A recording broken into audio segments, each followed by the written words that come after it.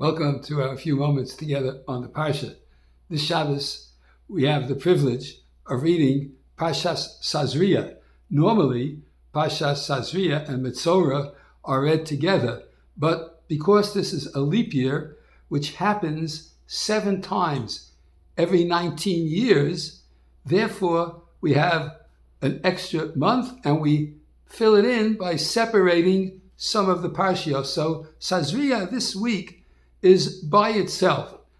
Interesting, the Parsha of Sazria begins with talking about the birth of a child. And immediately after that section, it starts talking about Adam ki yihye ba'or b'soro se'es o sapachas o baheres. If Adam, this child, this human being, has in the flesh of his skin a skin lesion of some kind, looking like some disease, perhaps. And this disease, the se'es o sapachas o baheres, different translations of exactly what type of lesion it is. V'huvo el Aaron HaKohen o el echad mibanov HaKohanim.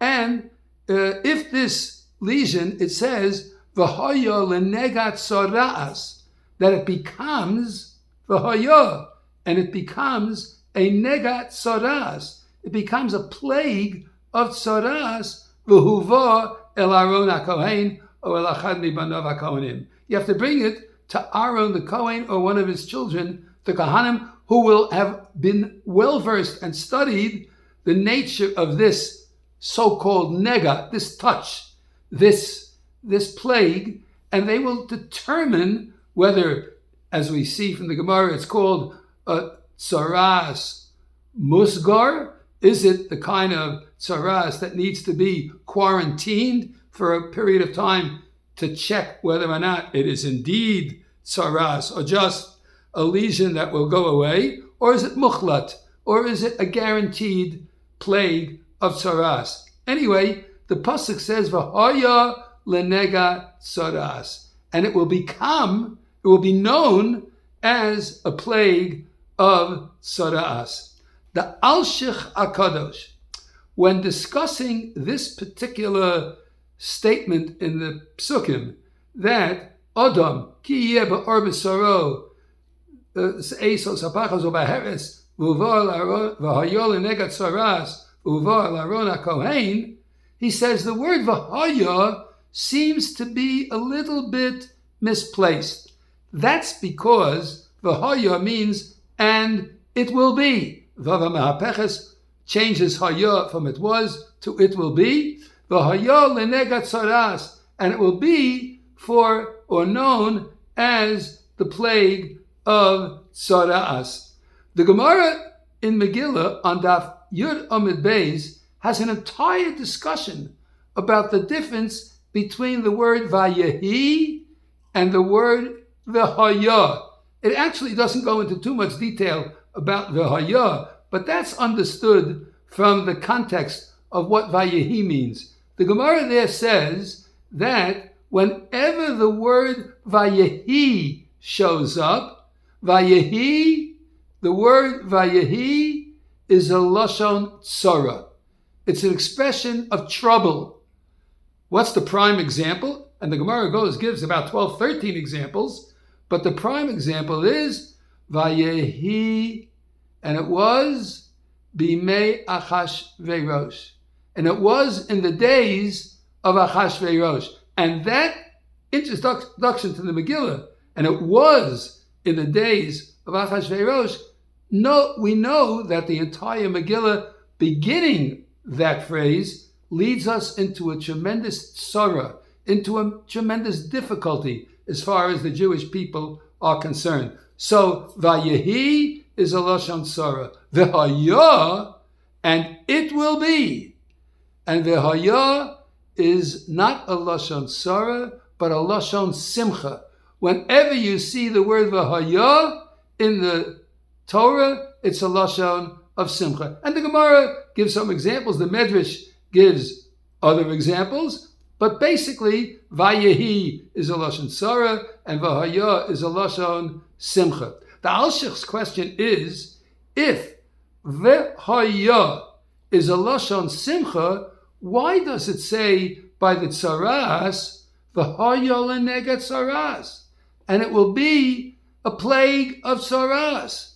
What's the Simcha over here? The person is, you want to say gifted with the plague of Tzaras. Michael, your gifts. What am I needed for?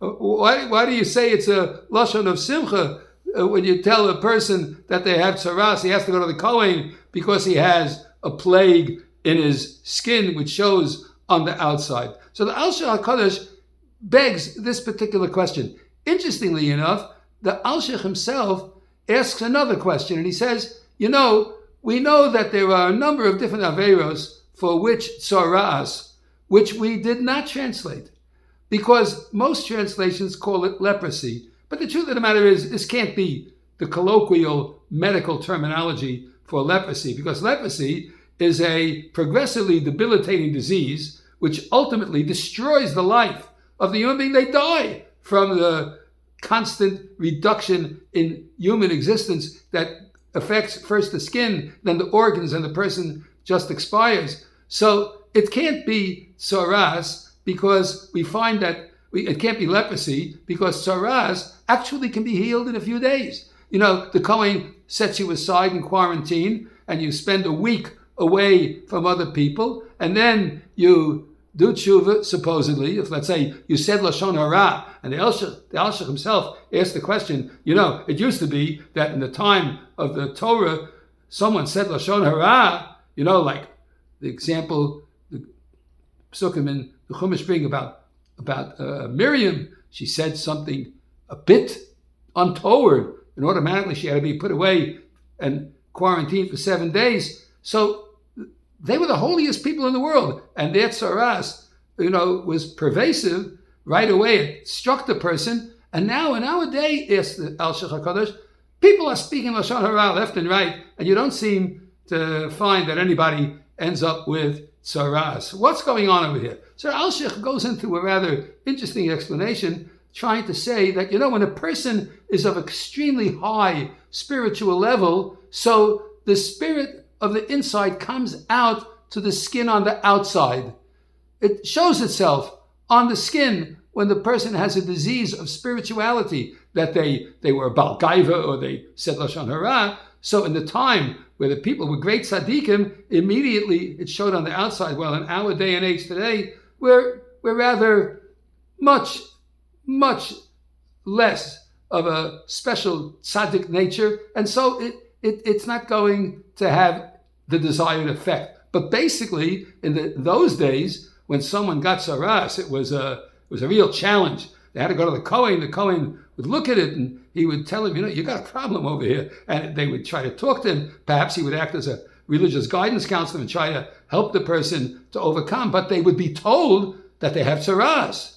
And this would be a real zap into the individual's psyche, which means that he had to do Teshuva, and they were willing to accept that because they knew it was true and that it came to them because of the mistake they made. Oh, if that's the case, that immediately upon being told that they were in need of Teshuva, and they would then go and do the Teshuva, it turns out that the person would feel a tremendous sense of Simcha. Thank you, my dear Kohen. You've helped me, and now I can get better. Imagine if I didn't know that I had something wrong in my spiritual nature, I would never have been able to come and become a better person. And especially when it comes to Pesach, where we all want to be so pure, so clean, so white, and so ready for the Geula.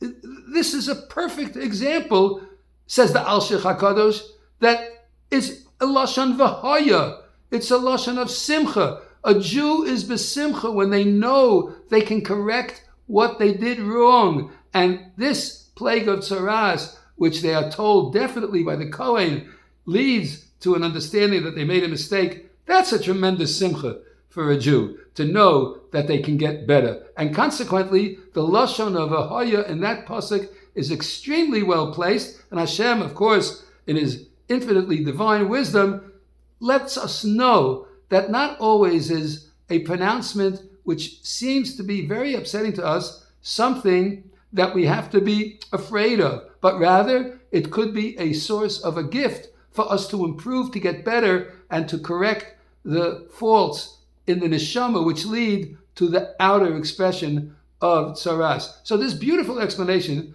by the Alshich is certainly something we have to take into account. Of course, sometimes the Jewish people are faced with outward terrible, terrible problems, and they don't always realize, neither as an individual nor collectively, that the basic problems are from the inside of the neshama. And here, before Pesach, we're getting rid of all the bad stuff. We're throwing it all out.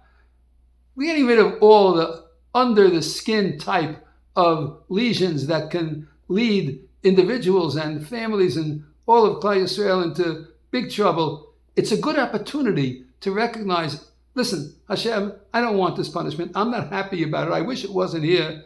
But if I know that I can get better, and what I have to do is to correct A, B, or C, you've given me a gift, because you've given me a gift that can help myself be better, my family, my community, Klal Yisrael, make the world better.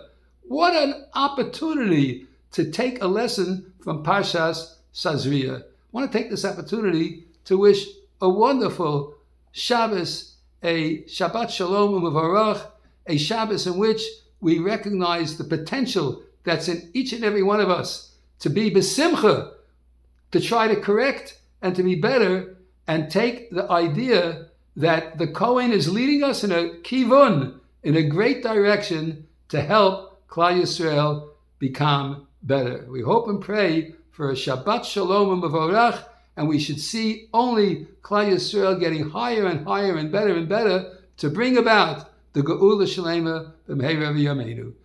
Have a wonderful Shabbat Shalom U'Mevarach to all.